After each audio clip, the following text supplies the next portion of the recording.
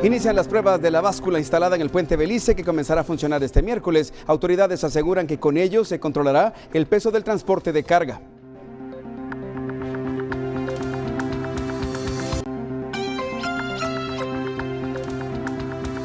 Instalada la mesa de actualización de la ley electoral y de partidos políticos, propuestas de diferentes organizaciones serán discutidas en ese foro.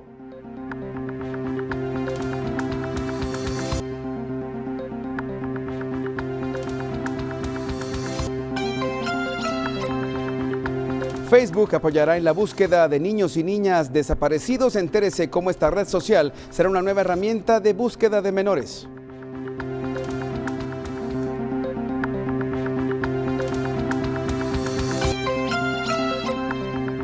Juez de mayor riesgo Pablo Xitumul habla sobre la decisión de la Corte de Constitucionalidad de frenar el antejuicio en su contra.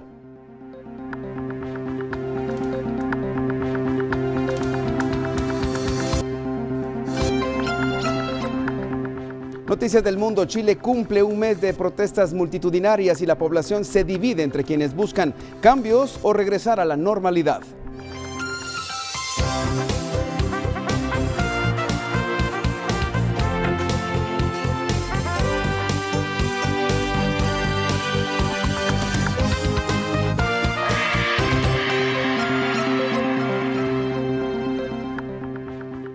Hola, buenas tardes, bienvenidos a Noticiero Guatevisión en esta primera entrega para este martes 19 de noviembre de 2019. Les saluda Alejandro Vidal, tenemos lista la información para usted. Buen provecho. Siéntete bien en Farmacias Cruz Verde. Buen servicio no cuesta más. Iniciamos con la información. Este martes durante todo el día se harán pruebas para verificar el funcionamiento de la báscula que se instaló en el puente Belice, ya que mañana comenzará a funcionar. Según el Ministerio de Comunicaciones, este sistema se va a utilizar para controlar y regular el peso del transporte de carga. Vamos en este momento a un enlace en vivo hasta ese lugar para que nos cuenten lo que está sucediendo justamente con estas pruebas. Adelante, buenas tardes. 18 y sectores aledaños. Desde temprana hora personal se encuentra ultimando detalles en la instalación de una báscula que servirá para regular el peso del transporte de carga. Según se ha informado en el Ministerio de Comunicaciones, quienes no acaten los parámetros establecidos en el reglamento de pesos de dicha dependencia recibirán una sanción. ¿Cómo funcionará este sistema? Podemos observar que hay cámaras. Este sistema pues captará datos como el número de placa de los vehículos, así como el diámetro, y también bajo una capa de asfalto se colocaron unos sensores que medirán el peso del transporte de carga. Se tiene previsto que para mañana comience a funcionar este sistema. Delegados de Emetra dieron a conocer que no se estará paralizando el tránsito en ningún momento. Antes se utilizaban unas pesas, se utilizaban unas que todavía Emetra las tiene, que es un sistema donde tipo alfombra, se colocan sobre el asfalto, se sube todos los ejes del transporte pesado y ahí nos va dando los resultados. En algún momento nos puede dar más a la izquierda que más a la derecha y ahí es donde va mal distribuida la carga. Cuando se sorprende a los conductores con un peso más de lo autorizado, con lo que salió en el puerto, por ejemplo, para ir de un puerto A a un puerto B, automáticamente procede una sanción. Y son sanciones que son bien elevadas porque es un reglamento que tiene el Ministerio de Comunicaciones en el cual nos basamos.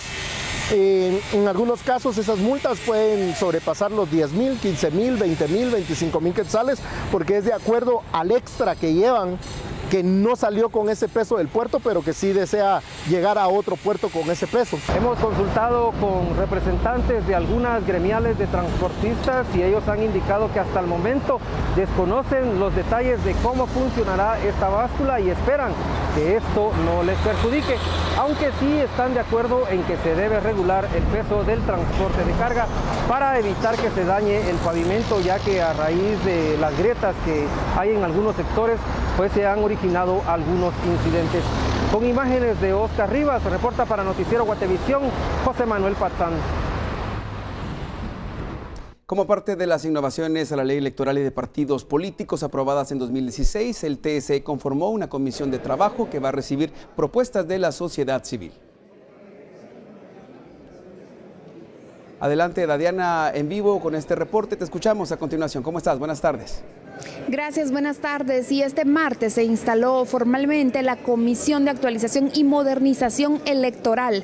Y es por ello que yo me encuentro acá con el magistrado presidente Julio Solórzano. ¿Usted nos pudiera explicar de qué trata esta comisión? Esta comisión es el cumplimiento de lo dispuesto en la ley electoral y de partidos políticos, en la cual se establece que después de concluir un proceso electoral se establecerá esta comisión para poder evaluar el proceso electoral finalizado y hacer los planteamientos que se requieran o que se pretendan por parte de las organizaciones, ya sean políticas, sean sociales, de cualquier grupo que tenga un interés, que plantee modificaciones, lo haga al Tribunal Supremo Electoral y este a su vez, si lo estima procedente, lo planteará con base en su iniciativa de ley. ¿Quiénes van a integrar esta comisión y qué tipo de propuestas son las que están llegándoles y que ellos tienen que analizar? ¿Quiénes van a integrarlo? Pues al momento tenemos 20 organizaciones que han manifestado por escrito su interés y planteamiento de reformas. Lo que más se busca es la democratización de los partidos políticos internamente, la fiscalización, los temas del control de la pauta electoral y en sí esos son los grandes renglones que por el momento aglutinan los planteamientos que han hecho. ¿Semanalmente o cada cuánto se va a estar reuniendo esta comisión? ¿Cómo va a ser su metodología de trabajo? Pues dependerá, modificamos las fechas, habíamos indicado que el 15 de este mes se cerraba, pero al ver que no habían los planteamientos necesarios, lo modificamos y establecimos que el 13 de diciembre es la fecha para eso. Dependerá de la cantidad de organizaciones políticas, dependerá de la sistematización que hagamos sobre los temas, la continuidad y la convocatoria para las sesiones. Podrán ser una o las que se requieran para cada tema que vamos a plantear. Y luego de cerrado este plazo, ¿ustedes van a tomar alguna de estas, van a proponerla ante el Congreso? ¿Qué es lo que van a hacer o van a juntarlas todas? No, todas se evalúan, ¿verdad? Todas las que sean planteadas se van a evaluar y las que el tribunal estime que se necesita una discusión, un análisis, lo haremos. Nos reuniremos con los grupos, con los sectores y luego de toda esa discusión decidiremos cuáles van a ser planteadas ante el Congreso de la República. ¿Ustedes como TSE van a presentar alguna? Sí, nosotros tenemos algunas situaciones que creemos que deben de modificarse y el tribunal planteará por sí mismo sus reformas a la ley electoral. Muchísimas gracias por esta información. Así que esto es lo que yo les tengo para informar desde la zona 9 capitalina, en donde se dio esta inauguración por parte de los magistrados del Tribunal Supremo Electoral. Con esto yo regreso al estudio principal. Por una Guatemala en paz, Dadiana Cabrera y Eric Ávila. Gracias, Dadiana y Eric. Y como le anticipamos en titulares, a partir de hoy Facebook va a apoyar la búsqueda de menores de edad reportados como desaparecidos. Es una nueva herramienta, una nueva forma en que esta red social va a coadyuvar en este proceso. Dulce Rivera tiene detalles a esta hora y nos comenta lo que va a suceder a partir de este momento. Hola Alejandro, muy buenas tardes. Hoy la Procuraduría General de la Nación ha lanzado un programa de alerta de emergencia que se utilizará a través de Facebook. Esto para ubicar a niños, niñas y adolescentes que han sido reportados como desaparecidos. Es una nueva herramienta que se utilizará y se aprovechará las redes sociales para poder ubicar a estas personas. La jefa de la unidad operativa del sistema alerta Alba Kenneth explicó cómo estaría funcionando, ya que se espera que la alerta tenga un rango de por lo menos 160 kilómetros del lugar donde fue reportado desaparecido el menor. Va a aparecer en la línea del tiempo de la red social de la plataforma y ahí va a haber un enlace, va a aparecer la fotografía del niño con el logo de la alerta. Al ingresar a leer esta información, al ingresar esta información, nos va a remitir inmediatamente a la página de la unidad operativa del sistema alerta Alba Kenneth. Quiere decir que siempre vamos a manejar una información de carácter oficial.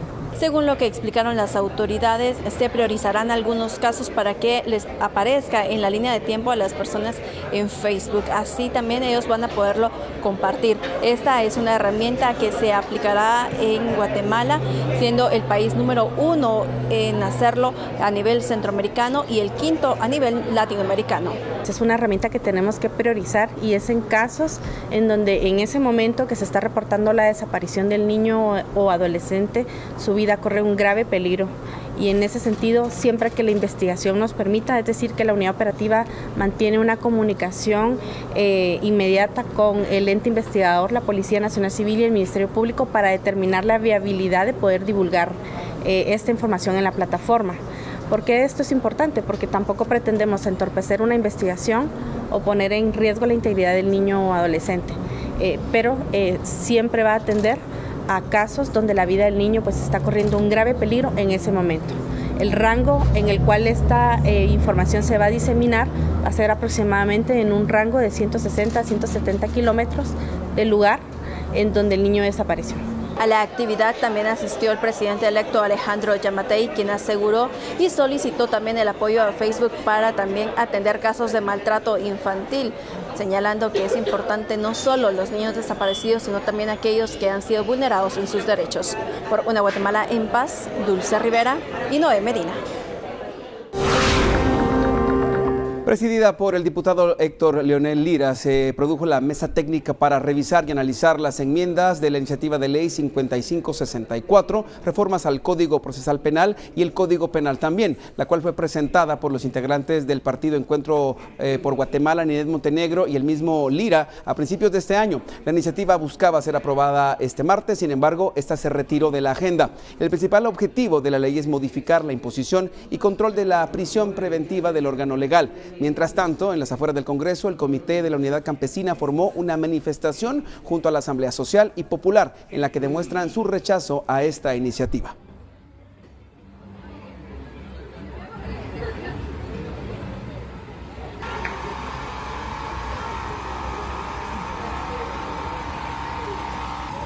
Sobre las discusiones en torno al presupuesto 2020, el presidente electo Alejandro Yamatei dijo que ya sea que lo aprueben este año o mantengan el mismo, presentarán modificaciones el próximo año. Yo creo que sea cual sea, de todos modos, el resultado, vamos a tener que plantear modificaciones. Eso es indiscutible. Rebajaron la seguridad, rebajaron al ministerio, estamos hablando de la niñez y le recortaron al Ministerio de Educación la refacción. Estamos hablando de que necesitamos salud para los niños y nos recortaron más de 200 millones de medicinas. Recortaron al presupuesto de la Policía Nacional Civil el 47% de la gasolina. El presidente electo Alejandro Yamatei también se pronunció en relación a la reforma al Código Penal que contempla la aceptación de cargos e indicó que han sacado de contexto esa ley. Le han hecho una fama a la ley que no necesariamente es tan cierta, que sea la ley a favor de los mareros, no es cierta, porque cuando uno mira los delitos que están, no necesariamente están contemplados los delitos de las maras, todos los delitos de maras, asesinatos, extorsión y todo eso está sacado. Yo creo que han sacado un poco de contexto la ley.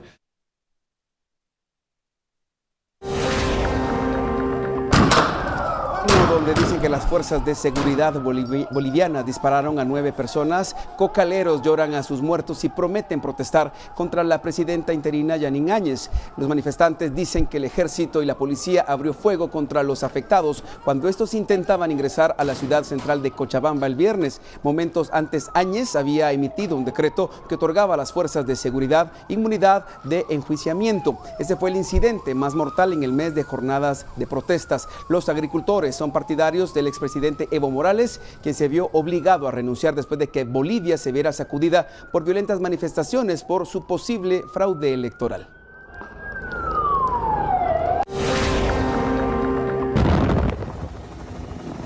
La ciudad de Sydney amaneció el día de hoy envuelta por una capa de humo proveniente de los incendios forestales fuera de control en Nueva Gales del Sur. Durante la noche el viento llevó esta niebla a la ciudad. Las autoridades han alertado que respirar el aire lleno de humo puede ser muy peligroso, pues su nivel de contaminación es 8 veces superior a los estándares de seguridad nacionales del país. Se ha pedido que las personas permanezcan en sus hogares y que eviten cualquier actividad física. Se espera que la niebla permanezca unos días en la ciudad por la falta de viento y la temperatura de cerca de 37 grados centígrados que pues evitan que se disuelva. Más de 110 incendios se encuentran ardiendo en Australia. Docenas de estos aún no se han podido contener.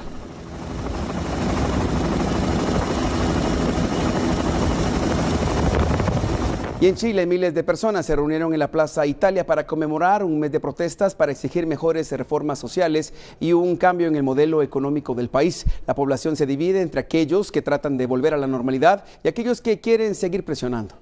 Miles de personas conmemoraron un mes del inicio de las protestas en Chile.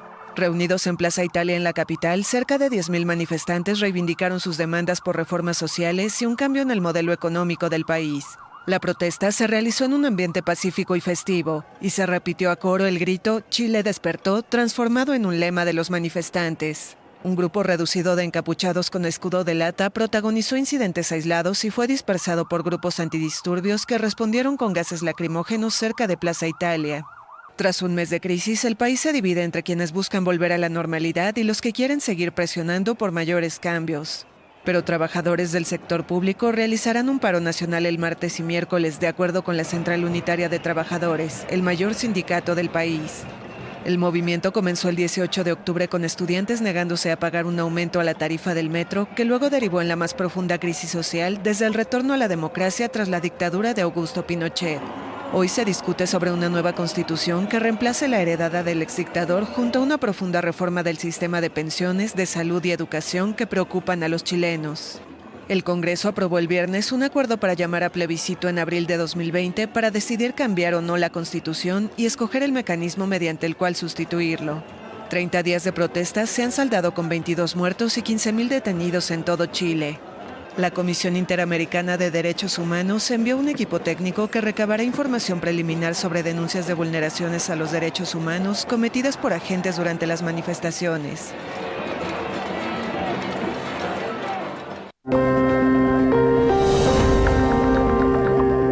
Al volver de la pausa comercial, mueren 2 personas en Francia por hundimiento de puentes. Somos Noticiero Guatevisión, ya regresamos.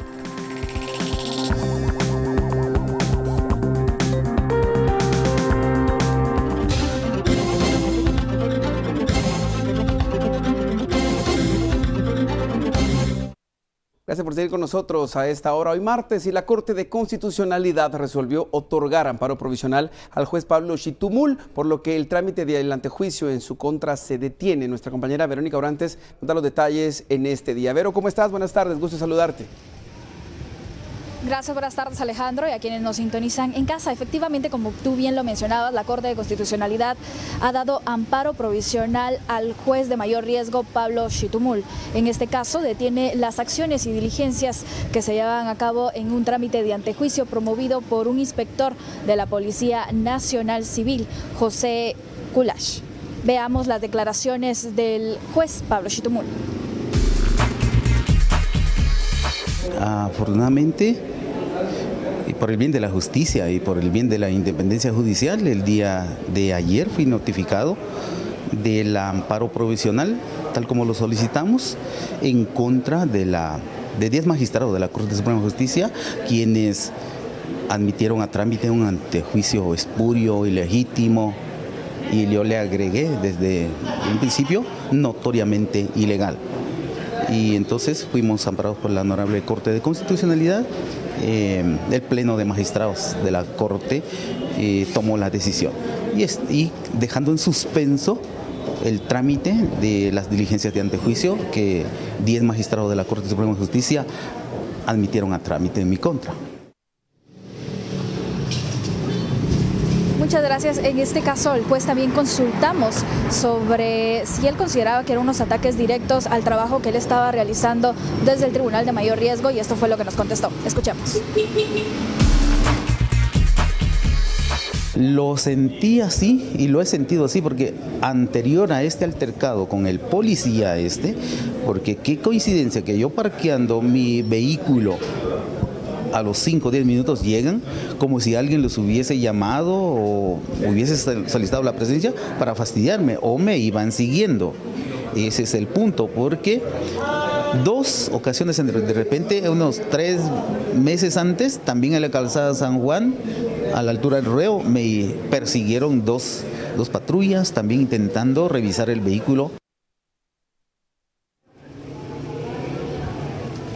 Para corregir, el inspector de la policía se llama José Cushag. En este caso, él promovió diferentes acciones contra el juez en el Ministerio Público ante la Junta Disciplinaria, el cual el caso fue desestimado, también ante el Colegio de Abogados y ante la Procuraduría de los Derechos Humanos. Regresamos con ustedes, compañeros. Soy Verónica Orantes, me acompaña en cámara Carlos Hernández.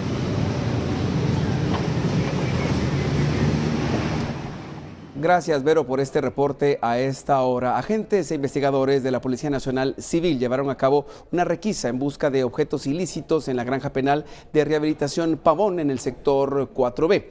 Las autoridades han localizado 3 celulares, varios objetos punzocortantes, 29 envoltorios que contenían marihuana y 9 paquetes pequeños con crack. También se encontraron 4 botellas de licor, así como listados con números telefónicos de posibles víctimas de extorsión. Estos son los reportes preliminares de la operación, por lo que se espera más información en lo que resta de este día.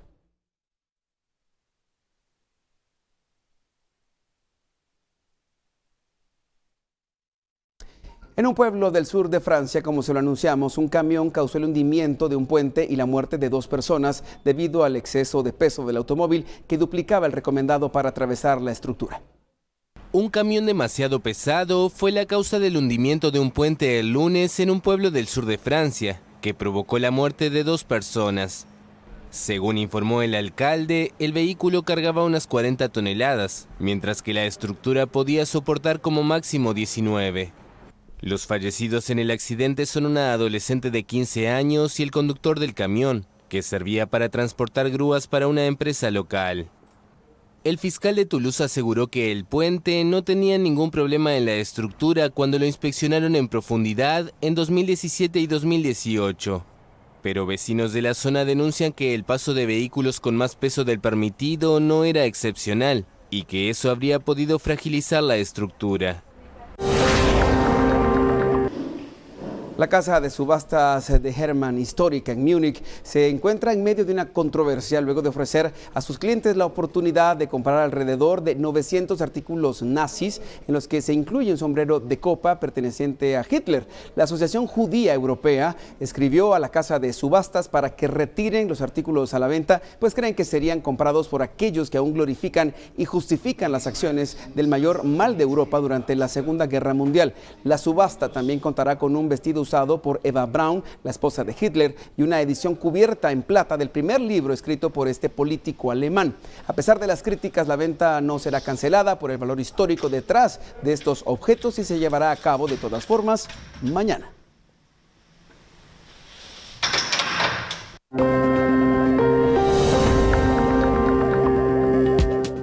Al volver de esta segunda pausa, una explosión en una mina en China mata a 15 personas. Detalles al regresar.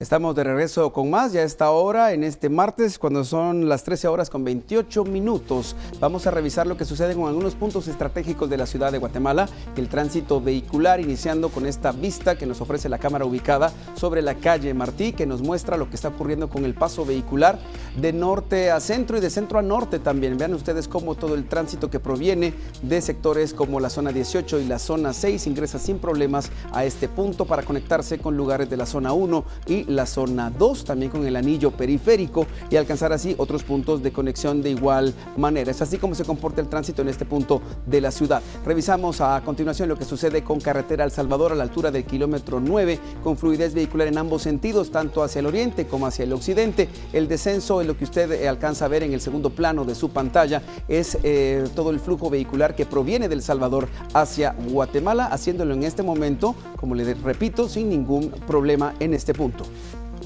Revisamos para finalizar este recorrido por las cámaras estratégicamente ubicadas en el área del Boulevard Rafael Andívar a la altura de Cayalá, para constatar también que hay fluidez vehicular en ambos sentidos, tanto hacia la zona 15 como hacia la zona 16. Es un bulevar muy utilizado para personas que incluso quieren conectarse con otras zonas como la zona 5 y también conectarse con la zona 1 y zona también 11, y utilizando de alguna manera lo que ocurre con el columpio de Vistahermosa y luego conectándose por medio de la zona 9 hacia otros puntos de la ciudad de Guatemala. Fluyendo en ambos sentidos es lo que sucede con el tránsito vehicular en Ciudad de Guatemala a esta hora.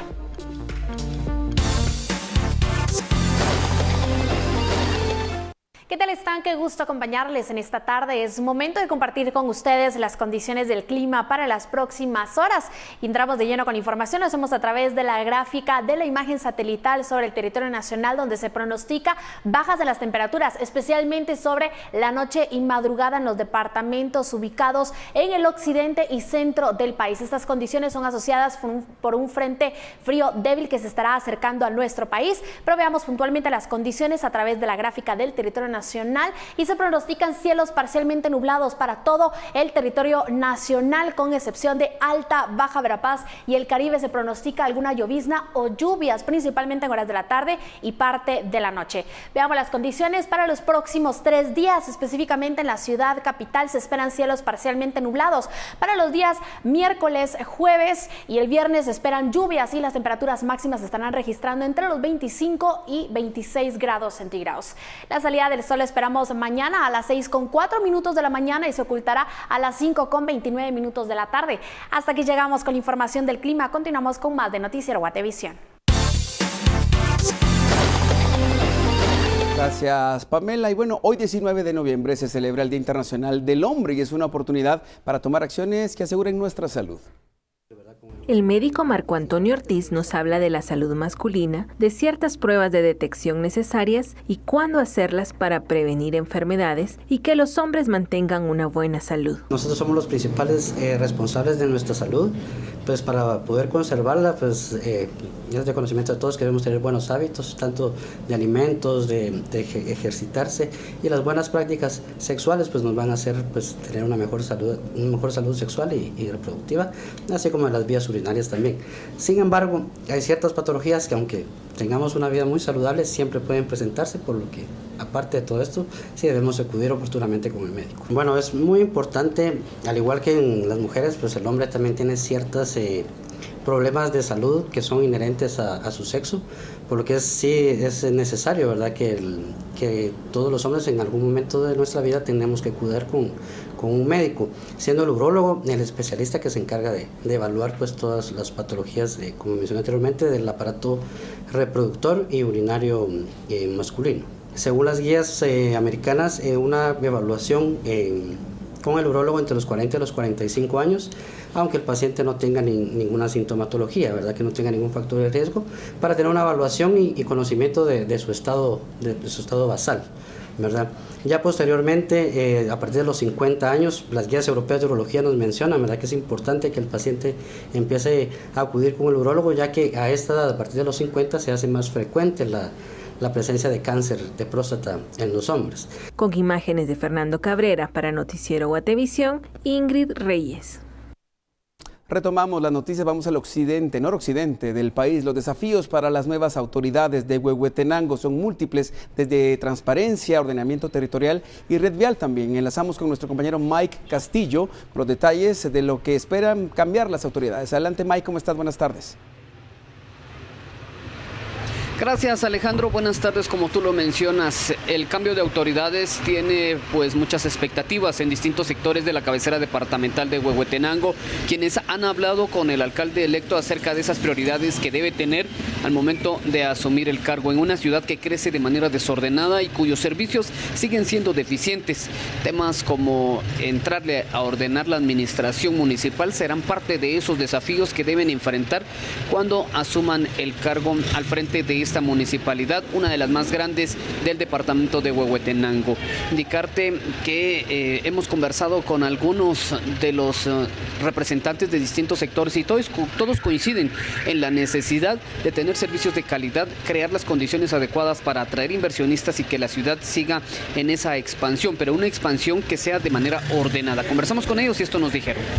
Son bastantes necesidades. Yo creo que una de ellas es drenajes o plantas de tratamiento y en mi punto de vista la red vial. Estado deficitario en la prestación de servicios públicos, especialmente en servicio de agua potable, que es crítico en la ciudad. Hay muchas cosas irregulares en ello. Hay una gran cantidad de generación de desechos por consumo de la misma población y este tema muy poco se ha tratado. En ese sentido, pues la contaminación es muy alta. El ordenamiento territorial es básico, la contaminación ambiental, la contaminación visual. Algunos sectores han pedido atender el tema de las ventas informales para poder tener un mejor ordenamiento y que esto pueda dar una mejor calidad de vida para los ciudadanos. Es la información que te tengo a esta hora. Con esto yo voy a regresar contigo a los estudios. Por una Guatemala en paz, reporta Mike Castillo, Noticiero Guatevisión. Gracias, Mike. Hasta Huehuetenango. La Organización Internacional del Trabajo, ONU Mujeres, el Ministerio de Trabajo y organizaciones de empleadas domésticas lanzaron una campaña para crear conciencia a la sociedad y a las autoridades sobre los derechos de las empleadas domésticas. Paula Osaeta tiene un reporte a esta hora. Paula, ¿cómo estás? Buenas tardes, bienvenida a Noticiero Guatevisión. Adelante. Hola Alejandro, buenas tardes. Esta campaña tiene el objetivo de ratificar el convenio 189 que habla sobre los derechos que tienen las empleadas domésticas. Según datos de la OIT y también de ONU Mujeres, alrededor de 300,000 mujeres en Guatemala tienen esta profesión. Lo que sabemos es que las empleadas domésticas no están protegidas, por ejemplo, por horarios de trabajo regulados. Entonces muchas veces sus jornadas de trabajo, por lo general, son 16 horas al día. 7 días a la semana, no hay vacaciones, los salarios, el acceso al salario mínimo es para un porcentaje muy pequeño de las trabajadoras, solo el 1% de las trabajadoras están inscritas en el programa del ICS, en el PRECAPI, que es el que les da alguna forma de protección social, aunque podría ampliarse ese programa. Digamos que la mayoría de las mujeres y sobre todo las mujeres indígenas reciben un salario menor por su trabajo y eso nos preocupa muchísimo. Reciben un salario menor que el salario mínimo por trabajar muchísimas horas y muchas veces al cuidado de muchos miembros de la familia. Las trabajadoras domésticas se han unido en grupos muy importantes y poderosos en términos de enseñar a otras trabajadoras domésticas cuáles son sus derechos, que hay cosas que ya se normalizan de maltrato, de abuso, que realmente son violaciones a los derechos humanos. Nosotras hemos apoyado tanto a Citradomsa como a Tradom, que son organizaciones muy importantes que han hecho litigio estratégico con algunos casos de abuso en el trabajo. Hay un caso que nos ha impactado muchísimo de una trabajadora doméstica que empezó en un hogar a los 8 años y luego a los 66 años pasó de generación en generación, salió de su casa echada sin ningún tipo de jubilación, sin ningún tipo de protección. Ella buscó el apoyo del Ministerio de Trabajo. Y el motivo por que estamos aquí haciendo esta campaña es para que los señores diputados y los empleadores sean sensibilizados, porque nosotros queremos la ratificación del convenio 189 y también la del 190 que va de la mano, ¿verdad? El convenio 189 viene a beneficiar a todas las trabajadoras domésticas con el salario mínimo, buenas condiciones, trabajar 8 horas y que nos inscriban al ICS. Esta campaña de concientización será presentada en redes sociales y en varios medios de comunicación. En ella, 20 mujeres guatemaltecas contarán sus historias siendo empleadas domésticas. Por una Guatemala en paz, Paula Osaeta y Fernando Cabrera. Gracias, compañeros. Y bueno, Ford desveló un Mustang eléctrico que por primera vez incluye la emblemática insignia del potro en un vehículo deportivo utilitario. Este es el Mustang eléctrico de Ford. La compañía presentó su nuevo auto el lunes en el fin de semana previo al show del automóvil de Los Ángeles. Este es el primer Mustang nuevo en 55 años y el primer vehículo totalmente eléctrico de Ford. Así que es un gran evento para Ford. Es toda una nueva era en la que entramos. El nuevo modelo busca mantener la relevancia ganada por Mustang en los últimos 55 años, en un momento en que los autos tipo sedán están perdiendo interés en Estados Unidos. No obstante, la noticia generó críticas de fanáticos de esa marca, que es casi un símbolo de la cultura estadounidense. Es un gran riesgo para ellos. Corren el riesgo de alienar a sus fanáticos principales de Mustang, pero al mismo tiempo es una de sus marcas más icónicas, por lo que es algo grande que lo pongan en un eléctrico. Una de las versiones del Mustang Mach-E, que estará a la venta a finales del próximo año, tendrá una autonomía de al menos 482 kilómetros por carga y podrá alcanzar en 4 segundos una velocidad de 96,56 kilómetros por hora. El precio de venta será de unos $45,000, que podrán reducirse a unos $35,000 debido a créditos fiscales para autos eléctricos, lo cual lo hará competir con el Model 3 de Tesla. Más noticias del mundo. Cientos de libaneses protestaron frente al Parlamento para bloquear la entrada de los diputados al edificio que se encuentra en el centro de su capital, Beirut. Los miembros del organismo legislativo se vieron obligados a aplazar la sesión que se había fijado para este martes, lo que fue celebrado por los manifestantes. Desde el pasado 17 de octubre, miles de ciudadanos salieron a las calles para pronunciarse en contra de la corrupción en el gobierno que ha llevado al Líbano al colapso económico. Los participantes han exigido el fin del sistema actual para el que los mandatarios sean reemplazados por expertos que aborden la crisis del país y amplíen el acceso a los servicios básicos.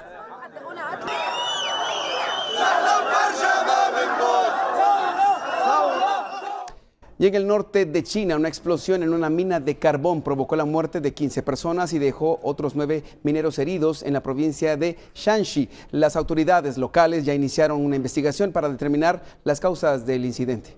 El estallido de una mina de carbón en China causó la muerte de 15 personas el martes.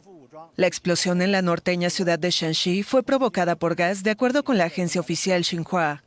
Según la misma fuente, 35 trabajadores se encontraban en el lugar cuando ocurrió la explosión. 9 resultaron heridos y otros 11 lograron escapar ilesos. Los lesionados se encuentran estables y las autoridades ya iniciaron una investigación acerca de las causas del suceso. Los accidentes en minas se tornaron comunes en China, donde la industria se volvió famosa por sus bajos estándares en seguridad. En los últimos años, los siniestros también han estado relacionados con desplomes de vías de acceso o desmoronamientos.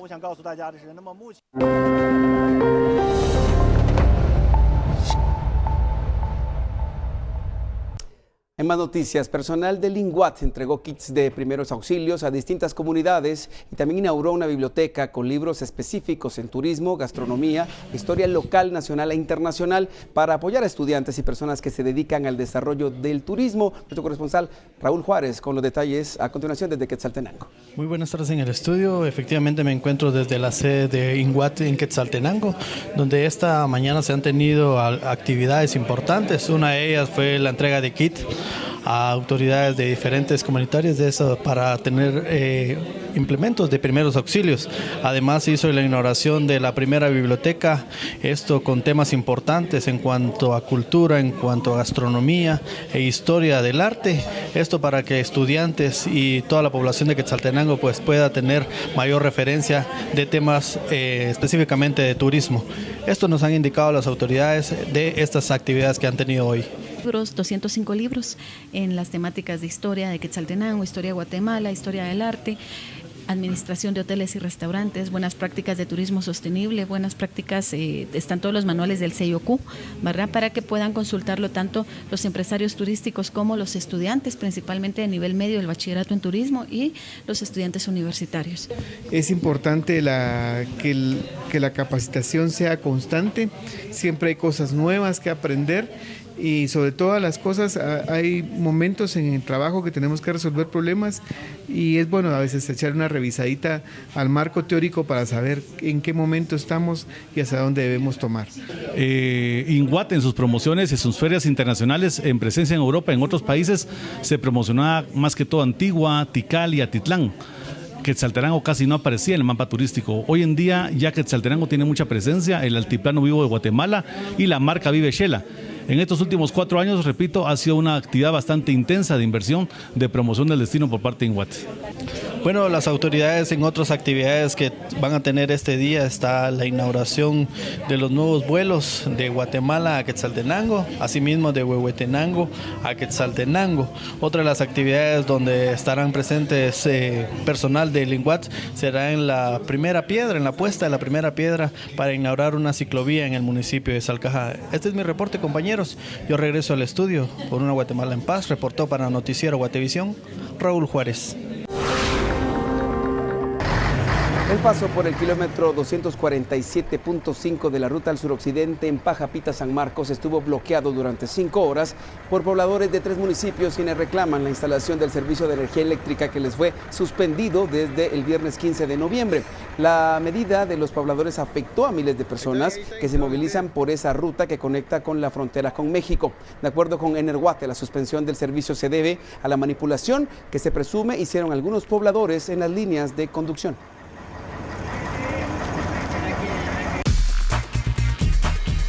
Esperamos que el gobierno a través de este paro nacional realmente ponga los ojos en esta injusticia que la empresa revendedora de energía eléctrica, empresa privada y transnacional Energuate, ha estado haciendo con nuestra propia energía eléctrica. Los postes de energía eléctrica están dentro de nuestros terrenos, están en nuestros municipios. Este tendido eléctrico a nivel nacional fue colocado, fue algo que fue hecho con nuestros impuestos. Ese proyecto de electrificación fue hecho con nuestro dinero. Y viene un señor que se llama Álvaro Arzú, que no sé dónde está, que concesionó el servicio de energía eléctrica, cuando la Organización de Naciones Unidas dice que es un derecho fundamental y que nosotros hoy nos da la potestad, la Constitución de la República, de venir y manifestar en contra de las injusticias que Energuate está cometiendo a nivel nacional. ¿Qué estamos exigiendo aquí? La nacionalización del servicio de energía eléctrica. Porque energía en Guatemala hay, energía eléctrica en Guatemala hay. El problema es la distribución que está en manos de una empresa privada y transnacional. Y hoy entramos por un instante al universo de la artista Mariana Sibold, una talentosa guatemalteca que sigue llevando el nombre de Guatemala por el mundo.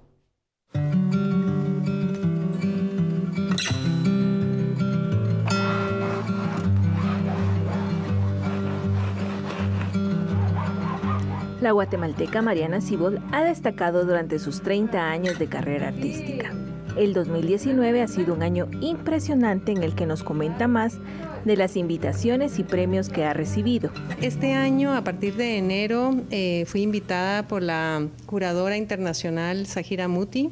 Ella es curadora del World Art Dubai Fair en Dubai, es muy reconocida. Ella vio mi obra y me invitó para tener una exposición individual en Dubai. Hasta la fecha no he sabido de alguien más que haga exposición individual. Luego, a raíz de eso, empezaron un montón de acontecimientos. En marzo fui invitada para representar a Guatemala en la exhibición de mujeres. Fueron 88 mujeres internacionales, artistas internacionales, siempre en Dubái. Y esto fue bajo el mecenazgo del jeque Maktoum, ¿verdad? Lo conocí personalmente. Además de este viaje, fue premiado con el Velázquez International Prize en el Museo Europeo de Arte Moderno en la Bienal de Barcelona. Y también fue seleccionada para participar en la Bienal de Mantua en Italia, donde recibió el premio como Artista del Año. En octubre expuso en el Carrusel del Louvre en París. Mi obra obviamente ha evolucionado a través de los años. En los últimos 2 años empecé a emocionarme mucho con una temática. Empezó titulada como Portales, luego Portales Cuánticos, y trata de las relaciones humanas, trata de las conexiones entre las personas y cómo es de importante tener en cuenta uno su metro cuadrado y tomar en cuenta de que uno influye mucho en la vida de los demás. Muchas veces ni siquiera nos percatamos de que lo estamos haciendo. Esa serie de Portales Cuánticos evolucionó a la serie actual que se llama El Sueño. Y el sueño ya los trazos son como menos obvios, se ve analógicamente una integración más entre el ser humano, creando una energía completa que al final de cuentas somos solo uno. Esta semana Mariana Cibud está viajando a Lisboa para una nueva exposición y para el 2020 ya ha sido invitada para ir con su obra a Londres. Y seguiremos al pendiente del trabajo de esta extraordinaria artista. Con imágenes de Esvin García, para Noticiero Guatevisión, Ingrid Reyes. Gracias, Luis. Más del mundo a esta hora. Decenas de manifestantes aún permanecen en la Universidad Politécnica de Hong Kong, aunque algunos han logrado escapar desde ayer. El gobierno chino cada vez se ha vuelto más explícito en sus amenazas si no se rinden aquellos que siguen atrincherados. Resistencia de los manifestantes pro democracia en la Universidad Politécnica de Hong Kong. Decenas de personas que ocuparon el centro de estudios el domingo seguían atrincherados el martes, pese a las amenazas de intervención cada vez más explícitas del gobierno chino. Desde hace 3 días, los manifestantes respondieron a los intentos de desalojo con cócteles Molotov, y un policía resultó herido en la pierna por el disparo de una flecha con un arco de competición. Algunos manifestantes lograron salir el lunes del campus, deslizándose con cuerdas por una pasarela y huyendo luego en motocicletas. Pero la jefa del Ejecutivo de Hong Kong, Carrie Lam, estimó el martes que aún había un centenar de manifestantes encerrados. Lam, que habló por primera vez de la situación, prometió que los menores que se rindan no serán detenidos, mientras que los mayores de edad se exponen a 10 años de prisión. El bloqueo de esta universidad es la confrontación más larga y violenta con la policía desde que en junio empezaron las protestas pro democracia en la excolonia británica.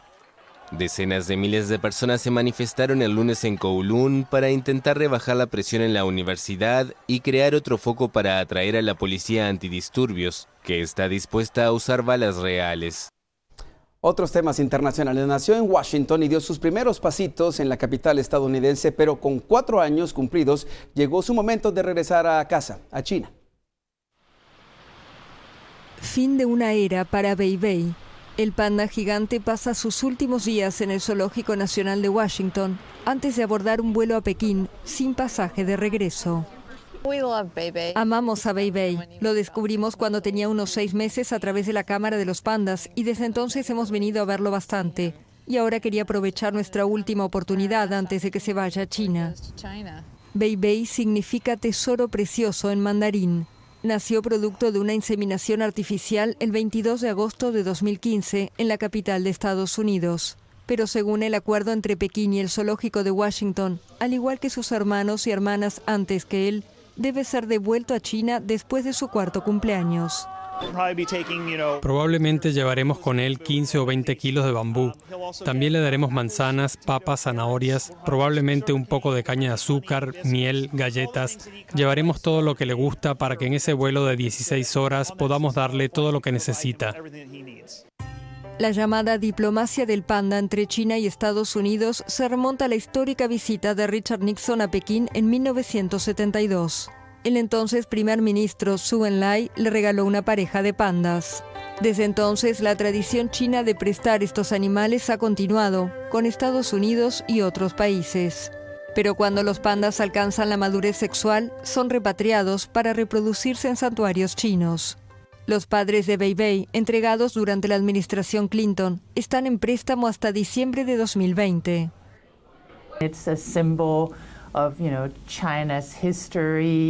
Es un símbolo de la historia de China, de su benevolencia y generosidad.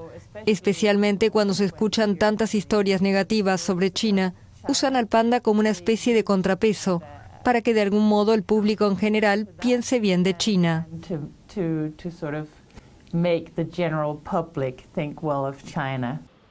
Ahora el zoológico de Washington tendrá que esperar un 4º embarazo de la madre de Bei Bei para volver a tener un cachorro, aunque solo sea por unos pocos años.